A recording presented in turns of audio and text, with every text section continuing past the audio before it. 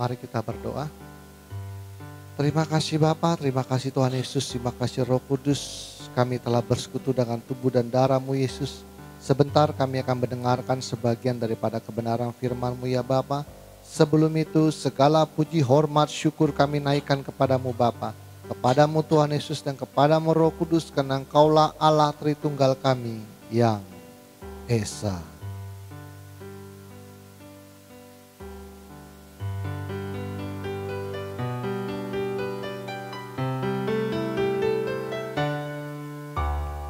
Hormat bagi Allah Bapa, hormat bagi anaknya, hormat bagi Roh penghibur ketiganya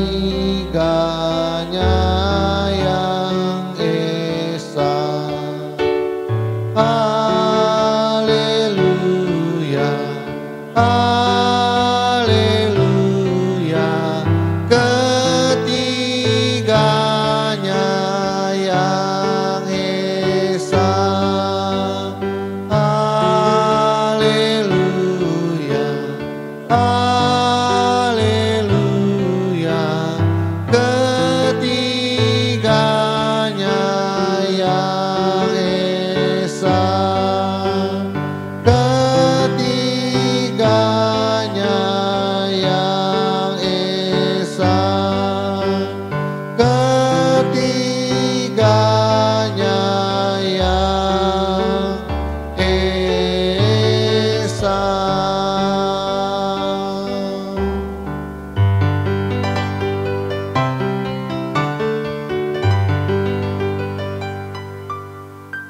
Berikanlah kami pengetahuan, pengertian, dan akal budi-Mu ya Tuhan, supaya kami menjadi orang bijaksana dan rendah hati seperti diri-Mu.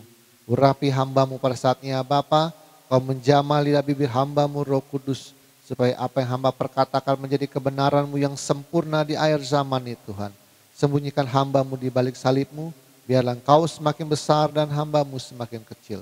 Persiapan hati kami, bagian tanah subur dalam hati kami, supaya firman yang ditaburkan dapat berbuah 100 kali lipat. Terima kasih Bapa, terima kasih Tuhan Yesus, terima kasih Roh Kudus. Di dalam nama Tuhan Yesus kami telah berdoa dan mengucap syukur. Haleluya, kita yang percaya katakan amin. Mari kita ucap salam kita. 1, 2, 3. Salutam en Christo en dunameon energemata. Salam di dalam Kristus, di dalam kuasa mujizatnya. Amin. Silakan duduk. Shalom semuanya. Oke, sampai mana kita? Saya ringkas aja. Kemarin, kecuali karena zina. Jadi Matius 19:9, tetapi aku berkata kepadamu, barang siapa menceraikan istrinya kecuali karena purnia, karena percabulan, lalu kawin dengan perempuan lain, ia berbuat zina. Jadi kalau dipandang dari perspektif Taurat, kenapa di dalam perkawinan itu ada percabulan? Karena apa? Waktu dia nikah ditemukan tidak perawan lagi. Itu anggapnya kamu sebelum nikah sama saya, kamu sudah berbuat cabulnya. Kecuali karena sebelumnya sudah melakukan persetubuhan. Nah, jadi kalau menurut dipandang dari ahli Taurat, dari hukum Taurat seperti itu. Jadi kenapa? Kecuali karena percabulan. Jadi dia sebelum nikah sudah tidak perawan lagi. Nah, tidak perawan lagi itu ada dua, dibagi dua. Kalau terbukti perempuannya dilemparin batu, kalau nggak terbukti laki-lakinya dipukulin, gebukin, denda lagi. Ya, minggu kemarin kan 2 minggu lalu seperti itu ya. Jadi kita terus langsung. Ada lagi laki-laki tidur dengan perempuan bersuami.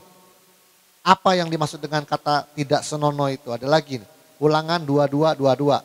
Apabila seseorang kedapatan tidur dengan seorang perempuan yang bersuami, maka haruslah keduanya dibunuh mati. Laki-laki yang telah tidur dengan perempuan itu dan perempuan itu juga demikian harus kau hapuskan yang jahat dari antara Israel. Jadi kalau ketahuan berbuat cabul, tidak perawan lagi, perempuannya mati.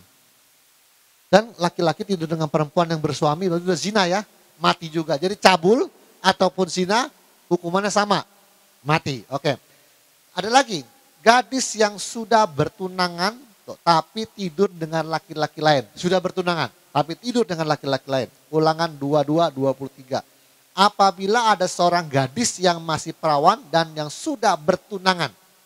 Jika seorang laki-laki bertemu dengan dia di kota dan tidur dengan dia, maka haruslah mereka keduanya kamu bawa keluar pintu gerbang kota dan kamu lempari dengan batu sehingga mati gadis itu, karena walaupun di kota ia tidak berteriak-teriak, dan laki-laki itu karena ia telah memperkosa istri sesamanya manusia. Demikian harus kau hapuskan yang jahat dari tengah-tengahmu. Jadi ini sudah bertunangan tapi tidur dengan laki lain. Saya nggak tahu juga apa nih kasusnya, ini nggak jelas nih. Tapi bisa terjadi mungkin bersetubuh dengan bekas pacar lamanya. Bisa juga, kan dia sudah bertunangan. Kalau dia tidak cinta sama cowok ini, nggak suka sama ini, nggak mungkin dia mau bersetubuh dengan ini. Berarti dia pernah pacaran sama cowok ini. Karena lu tunangan sama kamu, dia masih cinta sama yang lama. Tapi ada satu kasus lagi dia bilang, kenapa perempuan itu harus mati, dia bilang dilemparin batu? Karena perempuan itu tidak teriak-teriak. Artinya suka sama suka. Nah, tapi kalau dia teriak-teriak itu artinya dia perkosa. Beda. Nah, oke. Ada lagi kasus yang perkosa. Jika sang gadis yang sudah bertunangan dipaksa tidur tuh oleh laki-laki lain, pemerkosaan. Nah, kalau tadi suka sama suka, mati. Tapi kalau pemerkosaan gimana? Tidak teriak-teriak dia. Oke, sekarang teriak-teriak. Ulangan 22:25. Tetapi jikalau di padang laki-laki itu bertemu dengan gadis yang telah bertunangan, itu memaksa gadis tidur dengan dia, maka hanya laki-laki yang tidur dengan gadis itu yang harus mati. Jadi yang memperkosa harus mati karena ini dipaksa. Oke, Lukas 16:18. Setiap orang yang menceraikan istrinya lalu kawin dengan perempuan lain, ia berbuat zina, dan barang siapa kawin dengan perempuan dicerai suaminya, ia berbuat zina. 1 Korintus 6:16. Atau tidak tahukah kamu bahwa siapa yang mengikatkan dirinya pada perempuan cabul menjadi satu tubuh dengan dia, sebab demikianlah kata nas keduanya akan menjadi daging. Jadi orang yang berbuat cabul itu adalah terjadi persetubuhan, ngikat, rohnya ngikat dalam menurut ini. Jadi perempuan cabul itu menjadi satu dengan dia, keduanya akan menjadi satu daging. Nah, ada dua perkara antara cabul dan zina ini, ada dua perkara di mana gereja tidak bisa ikut campur dalam urusan rumah tangga. Gereja boleh ngurusin rumah tangga, tapi ada dua perkara ini yang gereja tidak bisa masuk terlalu dalam. Pertama adalah KDRT. Gereja tidak bisa terlalu banyak campur dengan KDRT. Karena ini biasanya KDRT ini diselesaikan dengan siapa? Dengan secara kekeluargaan. Ujung-ujungnya kalau nggak selesai, pihak yang berwajib. Jadi gereja hanya memberi nasihat, nggak bisa ikut campur ke dalamnya. Oke, yang dua lagi, kasus yang sulit gereja masuk adalah perzinahan. Perzinahan itu biasanya ke keluarga dulu. Tidak selesai, pihak berwajib. Gereja tidak bisa masuk dalam kasus perzinahan. Nah, gimana coba. Pak pendeta, istri saya berzina, gimana nyelesain gereja? Gak bisa kan? Apa langsung bilang, ya kamu tetap rujuk, kan gak bisa juga, orang lagi marah, lagi emosi. Ini sulit ya, jadi dua perkara ini, KDRT dan perzinahan, gereja sulit untuk masuk dalam perkara ini. Kalau dia cuma ribut-ribut rumah tangga biasa, nggak cocok, beda prinsip, ya kan, kasar itu bisa diselesaikan, bisa masuk lebih dalam. Tapi kalau dua perkara ini gereja sulit. Oke, jika pasangan hidup dalam perzinahan terus, jadi ini ada satu lagi, khusus perzinahan ini tidak boleh buru-buru nikah lagi. Yang berzina kasusnya, nasihat dari gereja nih, tidak boleh buru-buru nikah. Karena pertimbangannya adalah jika pasangan hidup dalam perzinahan terus. Kalau dia berzina terus gimana Pak?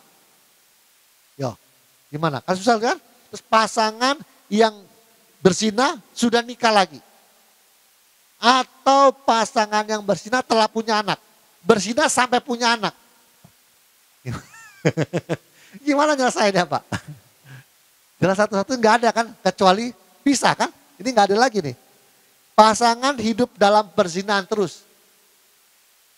Jadi sebentar ke sono dia pulang lagi. Sebentar ke sono dia pulang lagi. Berhidup dalam perzinahan terus. Atau pasangan yang sudah berzina, dia sudah nikah sama orang. Jadi tinggal aja pasangannya yang setia. Atau pasangan yang berzina sampai punya anak, berzina sampai punya anak. Gimana ngelesain Pak? Makanya nggak boleh dia buru-buru nikah, maksudnya seperti ini pertimbangannya. Ulangan 244. Maka suaminya yang pertama yang telah menyuruh dia pergi tidak boleh mengambil dia kembali menjadi istrinya setelah perempuan itu dicemari. Sebab hal itu adalah kekejian di hadapan Tuhan. Janganlah engkau mendatangkan dosa atas negeri yang diberikan Tuhan Allahmu kepadamu menjadi milik pusakamu. Jadi kalau sampai nikah dengan laki-laki lain, nikah dengan perempuan lain, atau pasangannya zina sampai punya anak, itu suaminya walaupun seandainya itu cerai atau mati, gak boleh ambil lagi. Karena sudah dicemari aturannya. Jadi kalau zinanya sampai nikah, sampai punya anak, itu seandainya lakinya meninggal atau dia cerai lah, itu gak boleh ambil lagi. Yang pertama, benar-benar nih pisah nih. Cuma kan ada pertimbangannya, kalau dia sudah nikah punya anak, saya ini gimana Pak? Cuma ada satu perenungan dalam batin adalah kalau terjadi perzinahan, yang minta cerai harus posisinya sama dengan kita, pasangan kita bukan Kristen. Kita kalau pasangan bukan Kristen, yang boleh minta cerai siapa? Yang pihak sana. Niat hatinya nggak boleh dari kita. Sama di dalam Kristen sama Kristen terjadi perzinahan, yang minta cerai tidak boleh yang setia. Kalau yang tidak setia, yang bilang saya ceraikan kamu, artinya dia ada unsur tidak mengampuni. Mau dibuang. Harus yang minta cerai seharusnya pihak yang berzina. Nangkap ya, kalau laki yang berzina, lakinya, saya mau ceraikan kamu. Ya, kalau perempuan yang berzina, perempuan tuh minta ceraikan saya. Diusahakan sih. Bisa nggak Pak ya? Ribet nih Pak. Tetapi memang manusia perzinahan ini memang paling sulit nyelesain, pusing saya. Memang pusing. Tapi memang karena yang dibaca Tuhan itu niat hatinya. Selalu Tuhan itu mau di pihak yang benar, itu tidak boleh ada niat untuk menceraikan. Yang ketiga adalah, apalagi yang ketiga? Ada yang ketiga nggak kira-kira? Ada yang ketiga nggak? Yo, pihak yang minta cerai pertama kalau hidup dalam perzinahan terus bagaimana? Usahanya punya anak, ya mau nggak mau ya pisah. Tapi yang minta pisah harus dari yang berzina. Terus seandainya sampai punya anak nggak boleh diambil lagi. Ada yang ketiga, kalau berzina pasangannya minta ampun itu nggak boleh ditolak. Susah ya. Ya, ini saya berzina, ampuni saya mas, itu nggak bisa ditolak gitu. Nanti pertanggungjawabannya berat. Nanti tanya, kan dia sudah minta ampun, minta maaf sama kamu, kenapa kamu tidak mengampuni? Susahnya di situ ya Pak ya. Ada nggak orang berzina minta maaf? Ada ya. Ada, dia hilaf, ada. Ya, ada. Tapi yang biasanya yang nggak mau lagi, yang setia ini, yang biasanya yang nggak mau tuh yang benar, pihak yang nggak benar nih. Ya nanti menurut saya memang nggak, makanya pertimbangannya banyak nih. Ini nggak benar-benar harus diperhatikan. Benar. Sebenarnya memang sih jujur aja saya udah bongkar-bongkar semua. Memang bisa nikah lagi itu memang pertimbangan manusia Pak. Memang Alkitab tidak menganjurkan bahwa kalau pasangan saya zina saya boleh nikah lagi, memang nggak ada anjuran ke sana sih sebenarnya. Ya, ini hanya pertimbangan manusia. Kalau dia nikah sama orang terus udah punya anak, masa saya ngejomblo sendiri Pak. Umur saya masih muda, masih umur 25 tahun, masa saya nggak boleh nikah lagi, dia udah enak-enak ada gimana. Kan ini pertimbangan manusia. Oke. Alkitab berkata, bukakan firman Tuhan berkata, ia membenci perceraian. Matius 2:16, sebab aku membenci perceraian, firman Tuhan Allah Israel. Juga orang yang menutupi pakaian dengan kekerasan, maka firman Tuhan semesta alam, maka janganlah dirimu dan janganlah berkhianat. Jadi saya sudah bilang ya, jangan terikat kepada sebuah pengetahuan. Ini kan aku membenci perceraian. Lepas dulu, tanya dulu, maling itu Tuhan benci enggak? Nipu Tuhan benci enggak? Sama, sebenarnya sama. Jadi kita kadang-kadang suka ngotot, kalau perceraian nggak boleh Pak, tapi kalau maling dimaklumi. Kalau nipu dimaklumi, kenapa? Sebenarnya kan sama, aku juga membenci perceraian, aku juga membenci maling, aku juga membenci nipu. Nah, saya berapa menit saya kok bicara? Saya mau ngomong 30 menit aja nih. Sudah berapa menit? Sudah berapa menit saya bicara? Ya, jadi saya semakin merenungkan dalam kehidupan ini terus ya. Visi kita sudah makin dalam. Kadang kami ini satu keluarga itu sedang ditaruh Tuhan di tengah-tengah orang jahat. Orang-orang buruk. Ya anak saya yang di sana juga ditaruh dengan satu kamar yang sifatnya buruk. Lagi berdoa, konsultasi sama saya itu siapa mau pindah kamar atau gimana, sifatnya buruk. Jadi kalau fitness, habis fitness nih dia yang kawan samanya, habis fitness bajunya itu ditaruh di ember. Kalau keringetan, besok dipakai lagi. Babak belur kayak satu kamar, babak belur di satu kamar, dipakai lagi. Ya. Kalau si Jojo di luar, dia dengar handphonenya suaranya kecil. Waktu si Jojo masuk kamar, handphonenya digedein. Gimana coba? Bisa hidup gak serumah dengan sekamar dengan orang yang seperti itu? Lagi kelang kabut ya anak saya. Dia lagi cari, hanya ngajukan ke administrasinya, bagian ngatur kamar. Dia bilang kamu cari temen yang mau tuker. Mau gak tuker? Jadi anak saya ini lagi kalang kabut semuanya. Jadi yang teman sekamarnya buruk. Dulu memang waktu mau masuk sudah ditanyain sama bagian administrasi.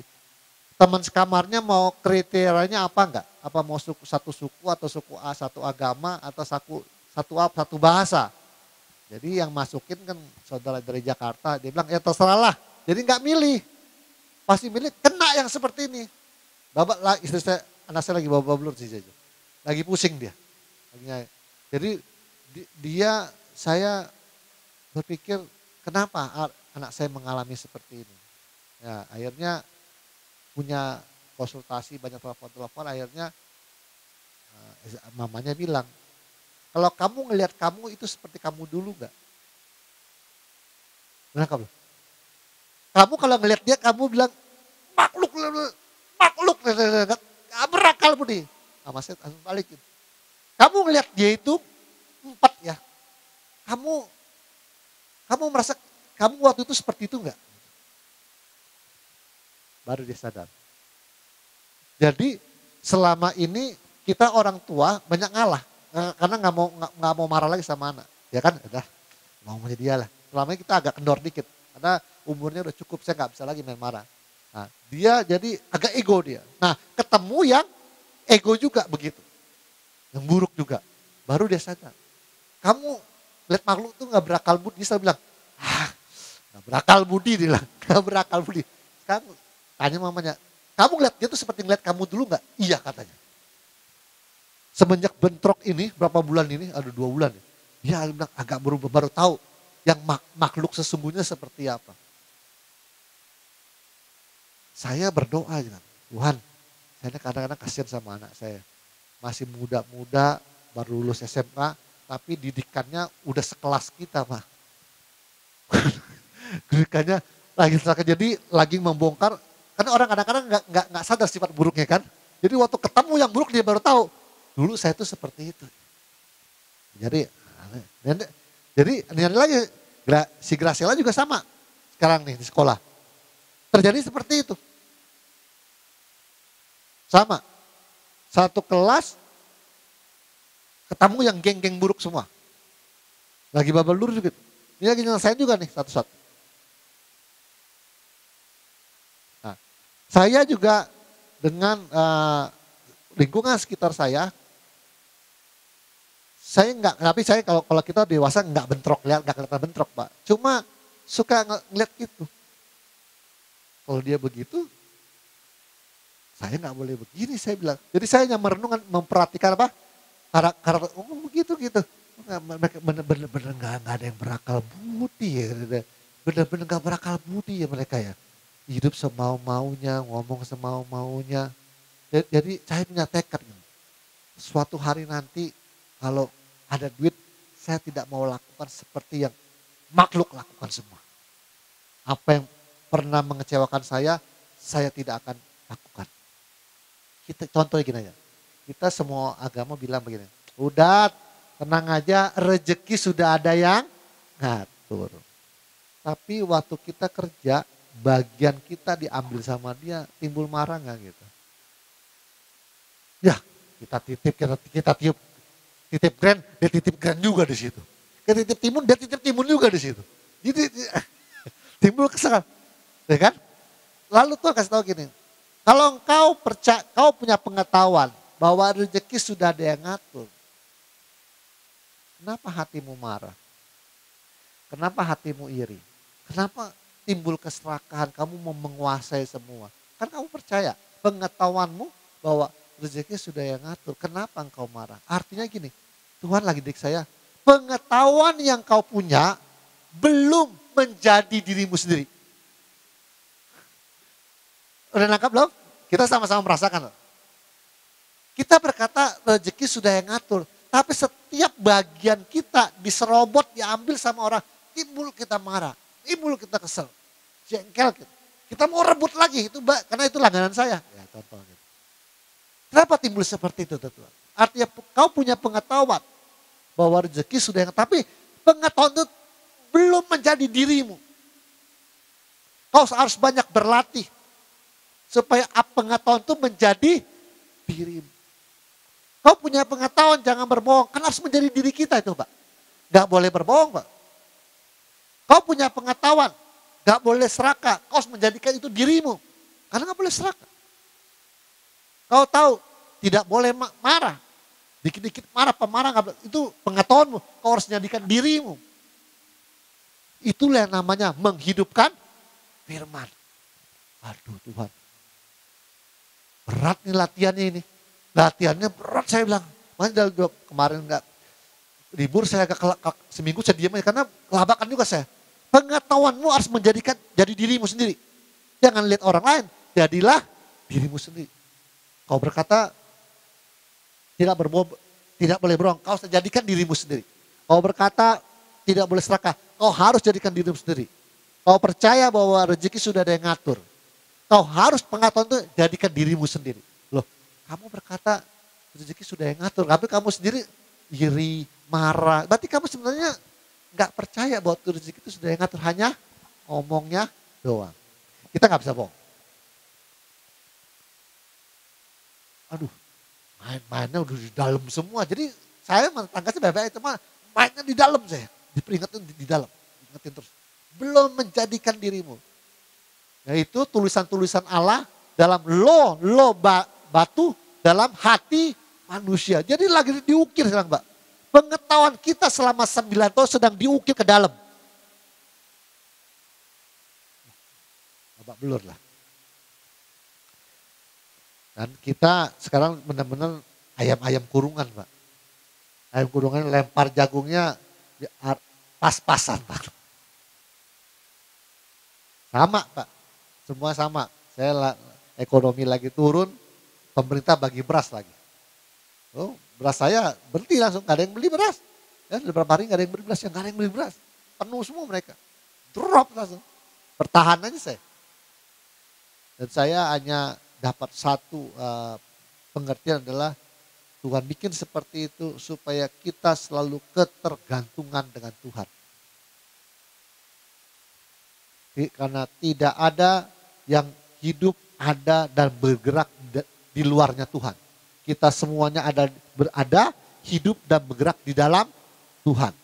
Mau gak mau Tuhan mengajak kita ketergantungan sama Tuhan.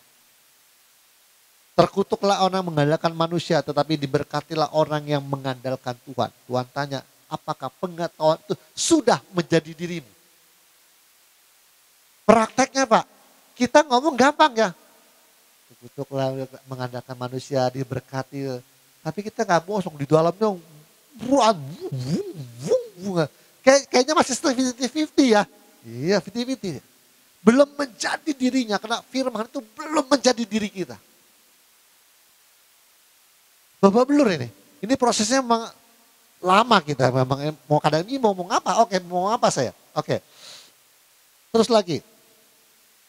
Orang yang terikat pada sebuah pengetahuan adalah orang yang tidak bijaksana. batinnya belum mengalami pencerahan, tidak bersih. Orang yang terikat pada sebuah perbuatan adalah orang yang tidak bijaksana. Batinnya belum mengalami pencerahan, tidak bersih.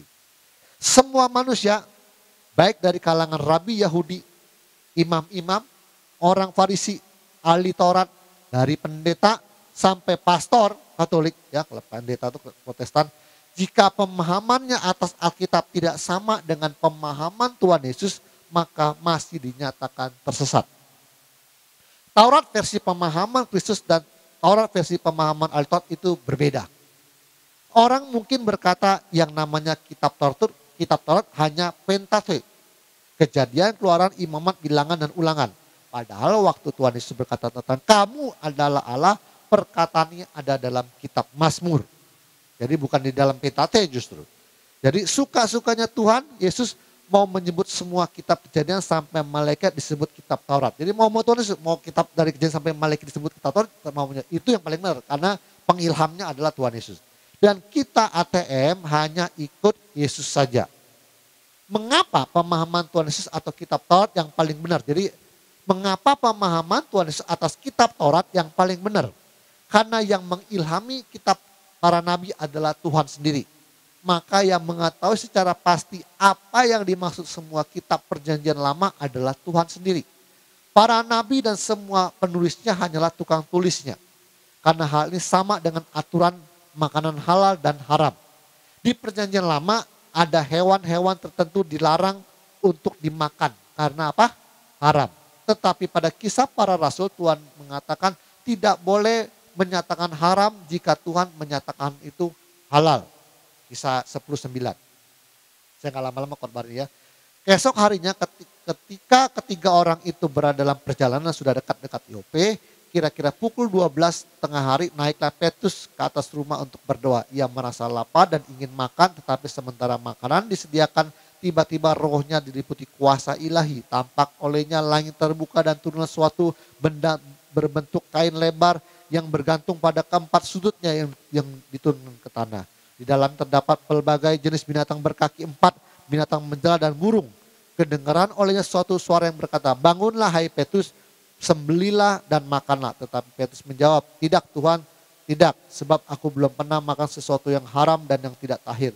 Kedengaran pula untuk kedua kalinya suara yang berkata kepada, apa yang dinyatakan halal oleh Allah tidak boleh engkau nyatakan haram. Jadi maksud gini, secara teologi yang namanya Taurat adalah 5 kitab Musa. Tapi suatu Yesus berkata, kitab Mazmur juga adalah Taurat, maka itulah yang paling benar. Dulu kitab Taurat mengatakan ada makanan haram. Tapi dalam kisah para rasul menyatakan, kalau Tuhan sudah bilang halal, engkau tidak boleh menyatakan haram. Jadi sebenarnya halal, haram, kebenaran, suci atau tidak suci itu tergantung apa? Penilaian Tuhan, pemahamannya Tuhan. Anda bilang haram, lah Tuhan bilang nyatakan halal, jadi benar. Kamu bilang kitab Pentateuch adalah Taurat, tapi Tuhan berkata dalam Mazmur juga dikatakan Taurat. Jadi Tuhan bilang semua juga kitab Taurat. Jadi semuanya bisa dirubah oleh Tuhan sesuai dengan penilaian Tuhan. Jadi kita sekarang, saya nggak khotbah nggak lama karena kita sedang mengalami namanya paceklik, Pak. Ya kita sama-sama berdoa, sama-sama saling menguatkan, memberikan damai sejahtera. Saya mau kita tetap berjalan dan saya akan berdoa nanti doa syafaat untuk berdoa bagi kesehatan kita masing-masing. Karena dalam keadaan begini yang penting sehat dulu, Pak. Kalau badan ada duit, kalau nggak sehat juga susah. Udah nggak ada duit, nggak sehat lagi. Kita ini cuma kita kalah di uang. Berapa hari saya bilang kita ini kalah di uang, tapi hanya menang di rohani. Dengan bilur-bilurnya kita menjadi sembuh iomai, secara fisik maupun rohani. Yang rohani, yang transgender, yang jiwanya sakit, orang bilang masih sehat enggak? Nah itu dia. Atau lagi yang orang akhlaknya bobrok, yang tidak ngerti tempo seliro, yang masih berbuat buruk, pikiran susun tuh sakit semua itu. Dengan orang itu perlu bilur-bilur Yesus untuk supaya apa? Sembuh. Yang jalannya miring-miring, pikirannya negatif, tidak bijaksana, mau-maunya kita ego dan kesombongan. Tuhan lagi ingetin saya bahwa kamu sekarang mulai hari ini harus diusahakan tidak boleh marah. Karena Tuhan bilang marah adalah bagian daripada ego. Kenapa orang bisa marah? Karena sang akunya disentuh, terusik. Arti di dalam, engkau mau marah orang, sebenarnya engkau sedang menghukum orang. Karena egomu terusik, kau mau marah. Kalau kau marah, kau mau seperti menghukum orang. Artinya di dalam diri kamu masih ada kesombongan. Ya ampun, marah aja udah gak boleh sekarang. Bukan hanya harga diri, bukan hanya jujur, menyakitkan. Sekarang dikit-dikit marah udah gak boleh lagi. Ya artinya banyak diem kita, Pak. Banyak diem. Kalau ditanya baru dijawab. Dikasih tahu juga orang gak bakal ngerti. Oke, Tuhan Yesus memberkati. Dan sampai sini dulu dan mari kita berdoa. Terima kasih Bapa, terima kasih Tuhan Yesus, terima kasih Roh Kudus.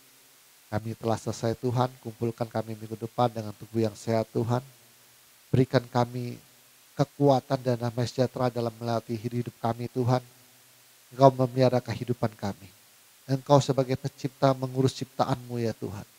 Terima kasih Bapa, terima kasih Tuhan Yesus, terima kasih Roh Kudus. Berikan kami hati legoan impandum untuk menerima seluruh pemberian-Mu Tuhan. Tanpa pemberontakan, perbantahan, pembangkangan, keluh kesah, dan bersungut-sungut Tuhan. Kami menerima sepenuhnya dan melihat akhir dari semua pembentukan tangan-Mu dalam kehidupan kami ini Tuhan. Terima kasih Bapa, terima kasih Tuhan Yesus, terima kasih Roh Kudus. Di dalam nama Tuhan Yesus kami telah berdoa dan mengucap syukur. Haleluya, kita yang percaya katakan amin. Tuhan Yesus memberkati.